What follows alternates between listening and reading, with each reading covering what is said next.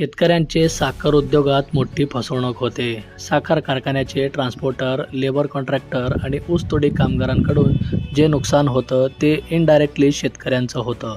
त्यामुळे शेतकऱ्यांची फसवणूक होऊ नये व शेतकऱ्यांना साखर उद्योगातून सन्मानाने त्यांची योग्य रक्कम मिळावी म्हणून आम्ही गँगमॅन हा ॲप तयार केलेला आहे, अशी माहिती गँगमॅन टेक्नॉलॉजी कंपनीचे महादेव गुरकुटे यांनी माध्यमाशी माझं नाव महादेव बुरकुटे. आम्ही एक गँगमॅन टेक्नॉलॉजीज नावाची कंपनी आहे आमची आणि शेतकऱ्यांचे साखर उद्योगामध्ये खूप जास्त फसवणुका होतात. त्यामुळे आम्ही हे ॲप बनवलं आहे. साखर कारखान्यांचे ट्रान्सपोर्टर, लेबर कॉन्ट्रॅक्टर आणि ऊसतोडणी कामगाराकडून जे नुकसान होतं ते इनडायरेक्टली शेतकऱ्यांचं होतं आणि शेतकऱ्यांच्या फसवणुका यापुढे होऊ नयेत किंवा साखर उद्योगातील शेतकऱ्यांना एक सन्मान आणि त्यांची योग्य रक्कम मिळावी यासाठी आम्ही गँगमॅन ॲप बनवलं आहे. त्यामध्ये लेबर कॉन्ट्रॅक्टर असतील तर त्यांची लेबरकडून फसवणूक होणार नाही व ट्रान्सपोर्टर असतील तर त्यांची सुद्धा लेबर कॉन्ट्रॅक्टरकडून फसवणूक होणार नाही आणि या सर्वांचा फायदा इनडायरेक्टली शेतकऱ्यांना मिळणार आहे. कारण जे ऊस तोडणीसाठी होणारा खर्च असतो हा शेतकऱ्यांच्या ऊसातून कपात केला जातोय. हो, किती कारखानदार आपल्या सध्या संपर्क आता आमच्या सध्या संपर्कामध्ये 7 साखर कारखानदार आहेत आणि साखर कारखान्यांच्या जे युनियन असतात तर त्यांच्या 2-3 चेअरमन सोबत आमचं बोलणं झाले. तर साखर कारखान्यांचे सुद्धा आम्हाला प्रतिसाद खूप छान मिळतोय. किती जणांनी नोंदणी केली आतापर्यंत 40,000 ट्रान्सपोर्टर आणि लेबर कॉन्ट्रॅक्टर ॲपवरती आलेले आहेत आणि त्यांनी रजिस्टर्ड करून ते वापरत आहेत. आणि संकल्पना सुचली वैयक्तिक आमच्या फसवणुका झाल्या, आमच्या जिल्ह्यातील काही शेतकऱ्यांच्या फसवणुका झाल्या आणि पश्चिम महाराष्ट्रामध्ये तर प्रत्येक वर्षी शेतकरी आत्महत्या करतोय, ट्रान्सपोर्टर आत्महत्या करतोय. तर आम्हाला असं वाटलं की जे आपल्यासोबत झाले ते इतरांसोबत होऊ नये आणि गुन्हेगारी कमी व्हावं यासाठी आम्ही हे ॲप बनवले.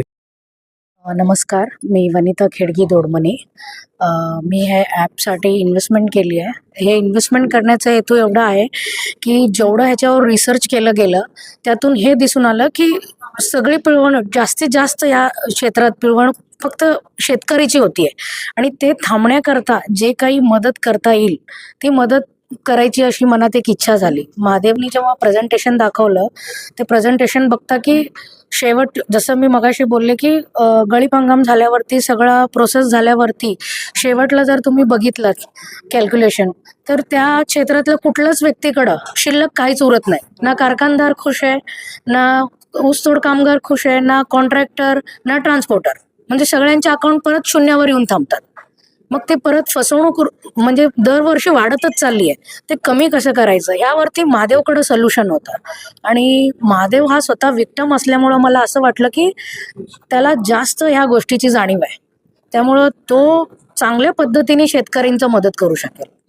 एवढं माझं हेतू आहे की आपला शेतकरी जगला पाहिजे. आपल्या शेतकऱ्याला जे त्रास व्हायला लागलाय, सरकारने खूप योजना दिल्यात शेतकरीला, तरी शेतकरीला म्हणजे अडचणी येतात आहे. आणि जास्त जसं महादेवनी सांगितलं साखर क्षेत्र म्हणजे साखर हे उद्योग भरपूर आहे पण त्या क्षेत्रात त्यांना काही प्रोसेसच नाही आहे सिस्टमॅटिक.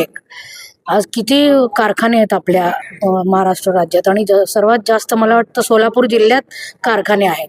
त्यामुळं आपण या जिल्ह्यातले आहोत, आपण एक सुजाण नागरिक म्हणून आहोत आणि आपल्यापर्यंत जर कोणी ह्यावरती सोल्युशन आणलंय मग त्या माणसाचं मदत करणं हे आपलं धर्म आहे.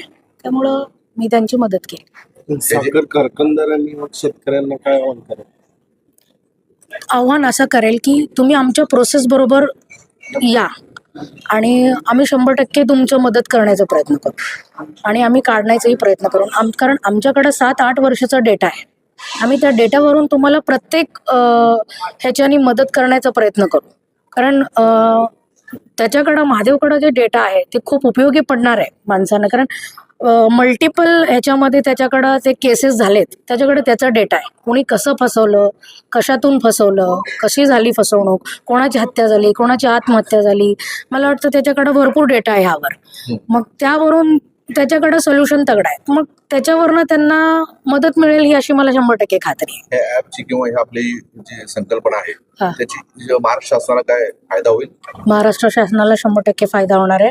मी महादेवाला सांगू इच्छित होते पण त्यांनी ते एक व्हिडिओ दाखवला नाही. जयंत पाटील होते आपले मिनिस्टर, मुख्यमंत्रीने पण पार्लमेंटमध्ये सांगितलं होतं जयंत पाटलांना की आम्ही याच्यावर बसून सोल्युशन काढूया पार्लमेंटमध्ये.